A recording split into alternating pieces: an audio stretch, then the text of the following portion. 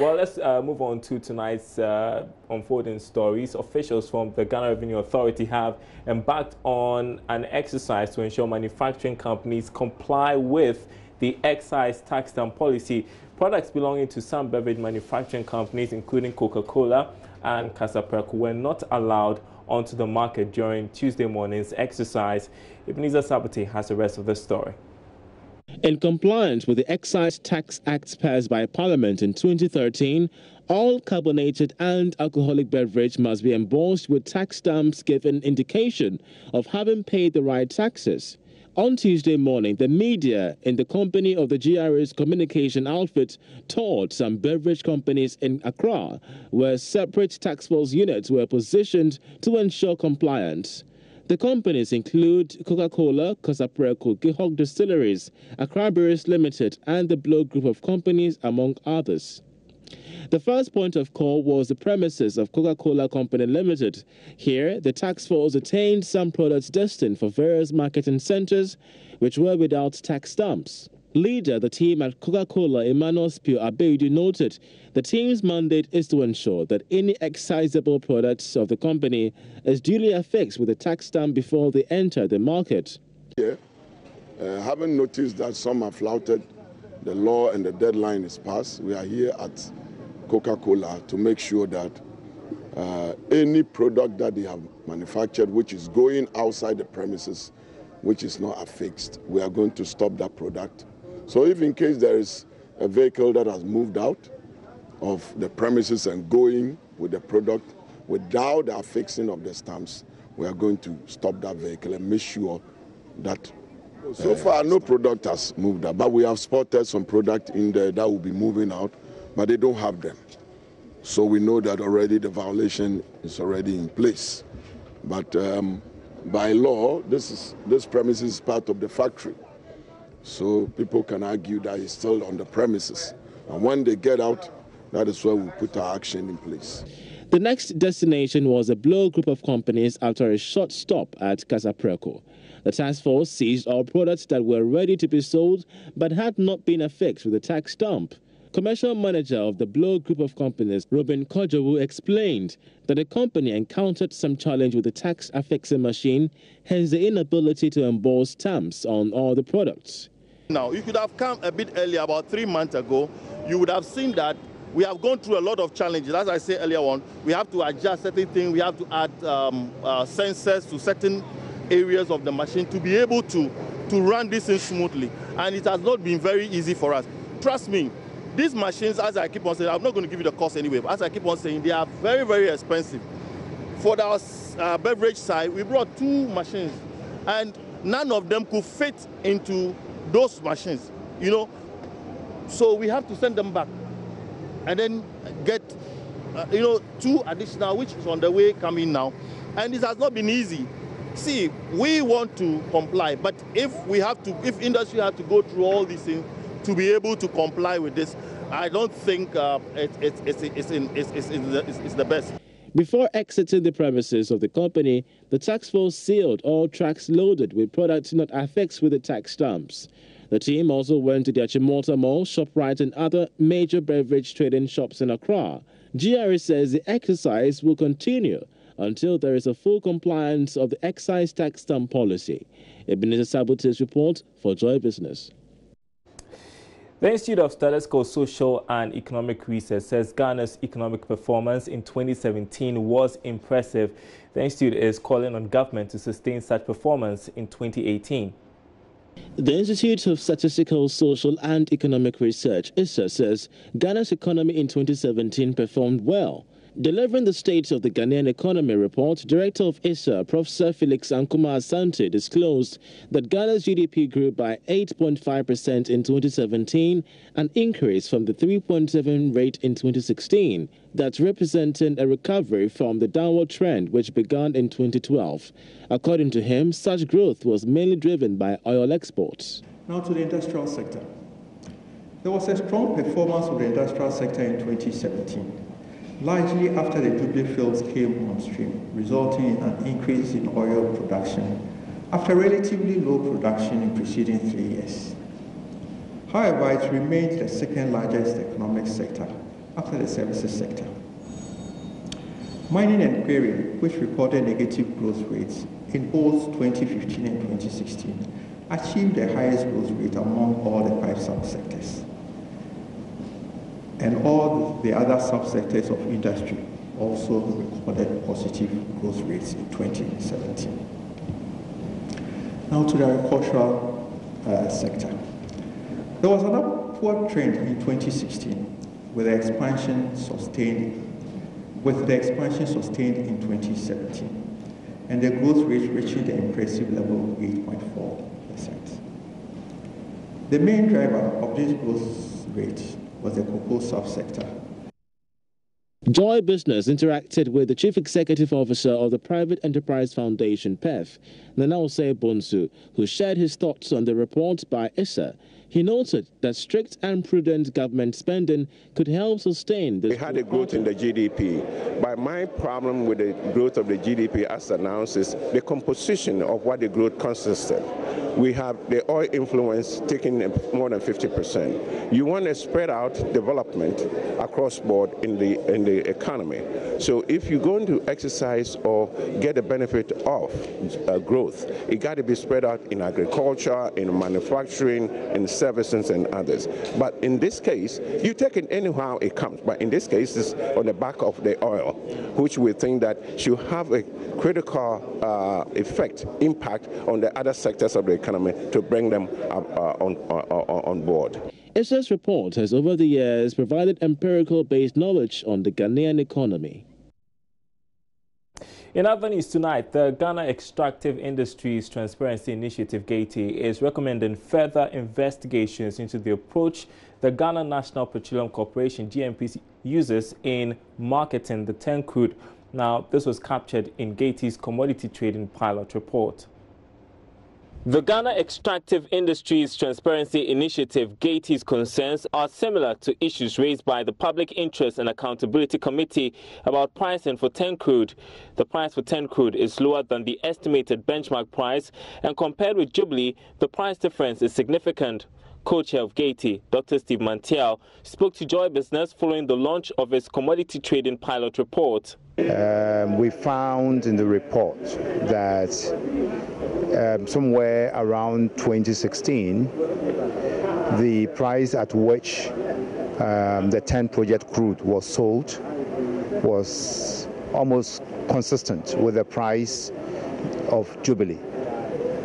But in 2017, we see wide variations between the Jubilee achieved price and that of the 10 project achieved price. Ghanaians know and can recall that in recent times this has been a subject of controversy between the Ministry of Finance and GNPC, and into which PIAC has also waded. The recommendation of the commodity trading pilot is that the situation may require some further interrogation of the approach that GNPC is using in marketing its 10 project crude. GATI also launched 2 other reports on the mining and oil and gas sectors, which revealed significant discrepancies between company payments and government receipts. Deputy Finance Minister Kweku Kwarteng, who officially launched the reports, explained how the findings are crucial for the effective utilization of revenues accrued from the country's extractive sector. At the heart of government's view of the extractive sector is a recognition that minerals and petroleum, they are exhaustible resources. So you benefit from them, you tap them, and they get finished. And so it's important that, one, the money we get from the extractive sector, we put it into more durable and sustainable economic ventures. It's critical for us as government to understand that, and we do understand that. But equally importantly, we must maximize the revenues we get from the entire value chain of the extractive sector. The Extractive Industries Transparency Initiative, of which Ghana is a member, sets a global standard for transparency in oil, gas and mining. All right, you're watching Business Live. Coming up next, the historic landing. We'll tell you more about the world's largest aircraft, Airbus A380, that made that touchdown today at the Kotoka International Airport. More after this break.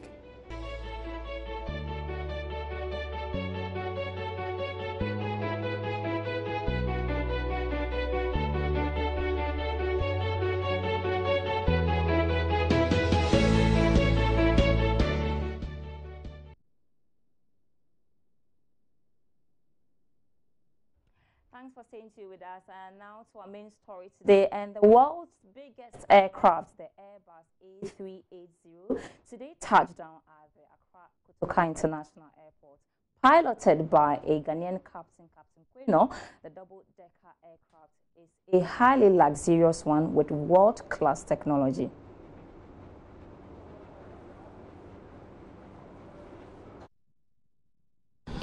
At about 11:50 a.m., the world's largest aircraft, the Emirates Airbus A380, touched ground at the Kotoka International Airport Terminal 3. The double-decker aircraft was piloted by the nation's own Captain Quenu alongside a mixed cabin crew.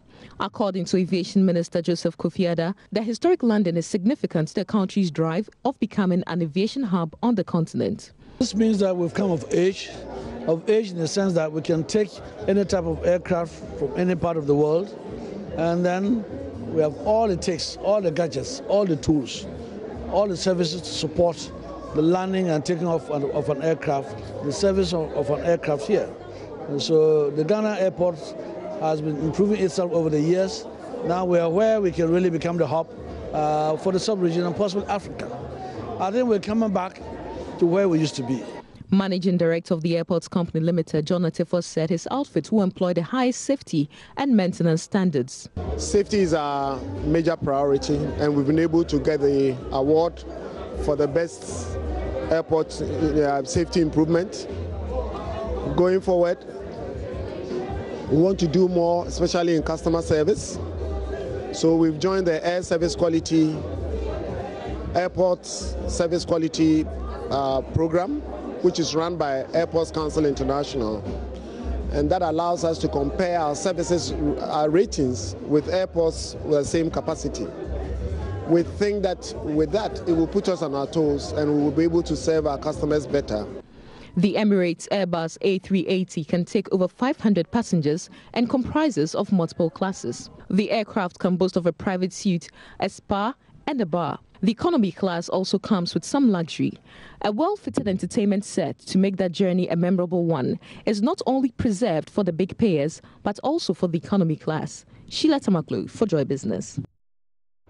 So that was the world's largest aircraft, the Airbus A380, which touched down today at the Accra Kotoka International Airport. It was actually piloted by a Ghanaian captain, Captain Queno, and the double-decker aircraft is highly luxurious with world-class technology. My colleague Sheila Tamaklo has been following this very story and now joins me in the studio. Sheila, what does this mean actually for the aviation industry? So for us, Ghana has always wanted to be the aviation hub in the West African, or let's say African sub-region. Right. And so being able to actually accommodate such a huge aircraft means that we have the infrastructure. I mean, we are moving there with the state-of-the-art infrastructure, so we can host such a huge aircraft. It means any other aircraft, bigger cargo ones, as well as small ones, can actually land at this particular airport now. I see. So I saw world-class entertainment set in there. There's a suite as well. What more can you tell us about this aircraft when it comes to facilities? What makes it different from what we've seen in the past? So, usually the economy class is crammed and very tight. But this time around, you can actually pull your seat back and relax, even the economy class. Right. And you have a screen that you can pull out from the side. And that's only for economy. Now, when you move up to the first class and the business class, is simply amazing, Sandy. The food is, is very nice. You tasted the food, right? Amazing. It's like walking into a restaurant, actually. It's very good. They have wine of different types that is served. Right. They offer to you. So the services is amazing. And, you can watch your live matches, even live games on board. So we tried that, and it was the great. Emirates Airbus I see. But also, I know that a lot have been said about aircrafts in this country, and for most people who are watching this, and in addition to what we already have, safety is an issue for most people. So how have you been assured about safety when it comes to this new aircraft? Well, you know, like the managing director of the Ghana Airports Company said, Ghana won the safest airport somewhere last year. And so clearly, when it comes to safety, we have it. And this aircraft is very safe. It's one of the biggest. Did you hear that? It's one of the biggest. It's the A380. And on a regular, it could do over 800 passengers. But this one has been customized for Emirates, so it does about 800 passengers. So it's very safe and very secure. I see. And the new twist also is that we have our very own Captain Queno, who is the captain of this aircraft. What does he bring on board? What do we know about him, and how excited are people about him being the captain of this very huge aircraft? Okay, so prior to the press conference we had, you know, the Koforidua SecTech boys actually showed up to welcome one of their own. So he's a product of Koforidua Secondary Technical, and so they are proud. It means that Ghana can actually, you know, bring out very competent people, and piloting is not an easy thing. Over here we don't really have in the sub-region, don't really have a pilot school, so for us to be able to get one of that standard and to pilot the world's biggest, you know, aircraft, it speaks a lot about us when it comes to human resource and the aviation sector. Revenue-wise, what is it going to add to what we already have? So revenue-wise, imagine this huge aircraft coming, it means a lot more passengers, and each passenger means charges, taxes for every passenger charges. Essentially, revenues are just going to grow for us. Thank you very much. Sheila Tameklo is our aviation correspondent. She's been bringing up to speed with what has been happening at the Kotoka International Airport. We've been trying to get the captain, Captain Queno, to speak to on the show, but unfortunately, we are unable to touch base with him. But we'll actually do that in our subsequent bulletins. Let's pause for a break. We'll be right back.